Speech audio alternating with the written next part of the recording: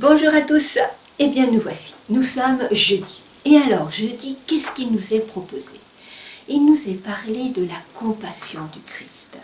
Premièrement de la compassion de Dieu, que nous pouvons lire dans le psaume 116, au verset 5, où il est écrit « L'Éternel est miséricordieux et juste, notre Dieu est plein de compassion. » Et alors, il est dit dans les paraboles de Jésus à la page 156. Lisons. Ceux qui venaient à Jésus découvraient auprès de lui l'espoir d'être eux aussi retirés de l'abîme du péché, alors que les pharisiens les méprisaient et les condamnaient. Le Christ accueillait ces pécheurs comme des enfants de Dieu, égarés loin de la maison paternelle, mais présents dans le cœur du Père. Vous voyez, le Fils et le Père sont en accord pour aider, pour être dans la compassion. Leur misère, je continue, leur misère le poussait à les aimer encore davantage, puisqu'ils n'avaient plus rien.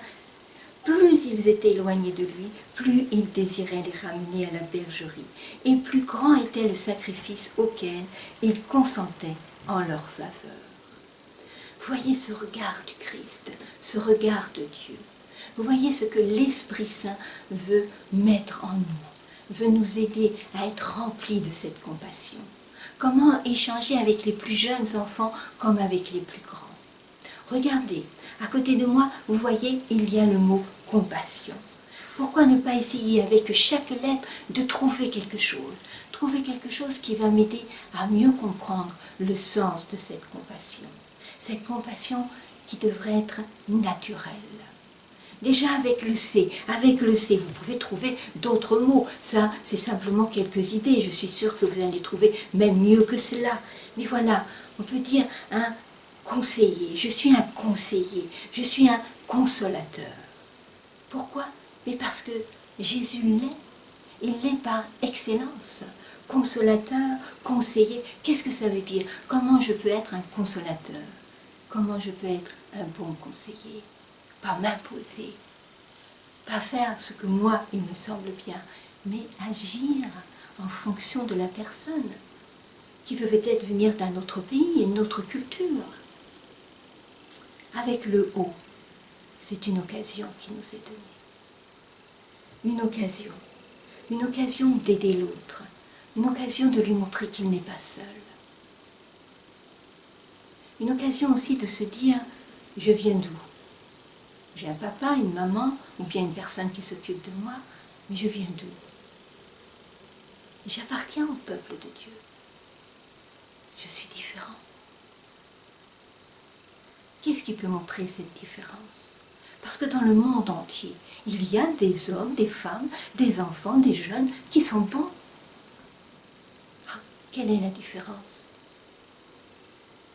Le M, un messager de bonnes paroles, pas des paroles voilà, qui rabaissent, pas des paroles qui critiquent, non, un messager d'amour, parce que Dieu et Jésus, ils font la même chose avec nous. Avec la paix, mais je suis un messager de la paix, là où il peut y avoir la révolte, là où il peut y avoir des disputes, des querelles, là où les gens ne savent plus comment s'en sortir. Prions. Prenons du recul, écoutons-le en silence. Et ensuite, écoute, je n'ai pas la solution pour l'instant, mais je vais prier et je vais revenir vers toi. Il y a sûrement des solutions. Vous voyez, la paix, je peux, avec le A, l'assistance de personnes peut-être d'un certain âge, qui sont seules, abandonnées peut-être de leurs enfants ou autres, qui sont seuls, eh bien je peux prendre un peu de temps. Ça fait partie d'un temps que je donne pour le Seigneur dans ma journée, en aidant les autres. L'emmener peut-être à un magasin pour acheter des choses, l'aider dans ses papiers. Vous voyez, être au service. Être au service, oui, aussi des autres. Au service, ça veut dire, eh bien peut-être, voilà, il y a un papa qui n'est pas tellement bricoleur, au lieu de se moquer, eh bien je me présente, attends, je vais t'aider. Tu as besoin d'étagères? Ben attends, on fait ça un dimanche matin. Allez, je t'amène ma caisse à outils. Et je vais le former. Je vais dire, voilà comment on peut faire. Pas seulement lui dire, je vais le faire. Je vais le faire, oui, parce que tu es nul. Non, je vais le faire, mais en même temps, je vais te montrer et tu vas m'aider. même le fiston qui est dans la maison. Allez, toute la famille ensemble. Voilà, eh bien, on va se rendre service. Un vélo, voilà, mon pneu est crevé, je ne sais pas comment faire. Eh bien voilà, vous voyez, dans la famille, on s'entraide. Si dans la famille, on n'a pas la solution, eh bien on s'ouvre à l'église. Y a-t-il pas quelqu'un là qui pourrait nous aider? Et puis, dans le voisinage, si moi je ne peux pas rendre ce service, je demande à un frère, à un ami, à une connaissance, pour pouvoir aider. Là, il y a un deuxième S. Ben, tout ça, cette paix, cette assistance. Bien, vous voyez, même, je vous parle, et il y a le téléphone qui sonne.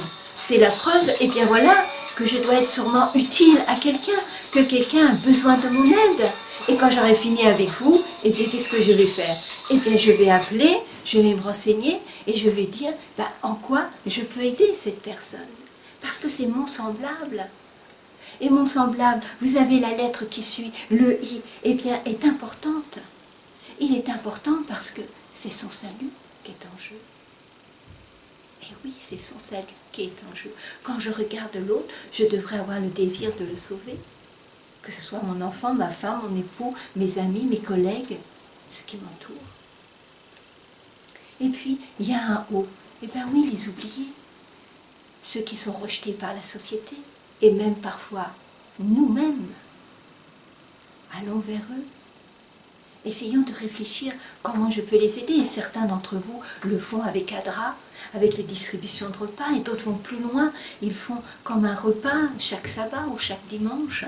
D'autres vont les visiter, d'autres essayent voilà, de les accompagner dans leurs difficultés. Bravo! Continuons à montrer eh bien, cette carte, que même si tu es dehors, je ne te renie pas. Parce que le Seigneur ne les renie pas, comme nous avons lu eh bien, tout à l'heure dans les paraboles.